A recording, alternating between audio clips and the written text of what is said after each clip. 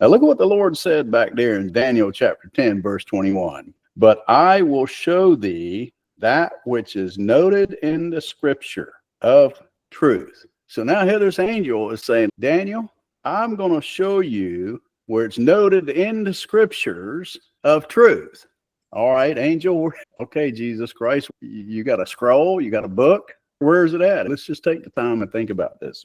Here's Jesus Christ saying, listen, I'm going to show you that which is noted in the scripture of truth. And so far, he's either got the scripture in his hand or he's got it up there in heaven and he brought it with him. And that's the only thing it can be, because Daniel doesn't have any of this scripture. We're fixing to read in chapter 11. It's never been written, or man hasn't seen it yet. Now, when you consider what's written in chapter 11, when you really stop and look at the detail that's written in chapter 11, you're going to sit there and think to yourself, what in the world is going on? What he's showing you, what's noted in the scriptures of truth, and in detail, what the things noted in there is all these acts that men have done. I'm talking about in this next chapter right here, he talks about the next 400 years from where Daniel's at in some shocking details. You know what that takes? That takes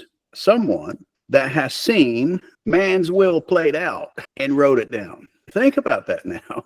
So it's going to take a minute here. We're going to have to meditate on this a minute to really get a hold of what's going on here. So there is scripture up in heaven in 539 BC that Jesus Christ has that's going to tell you what these men are going to do with their free will, right up actually 539 all the way up to the cross. And prophetically, really, all the way up to some 2,000 years later. Now, you really think about that. Now, so the point that I'm trying to make is, right now, there's some scriptures or truth up there are describing what men have done with their free will. And God's wrote it down. Now, you know this by this.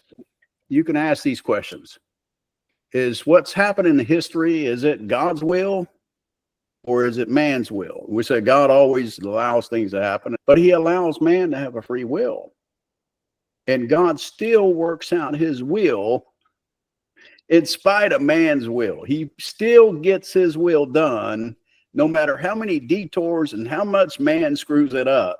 He's still able to bring it back around and back to his perfect will.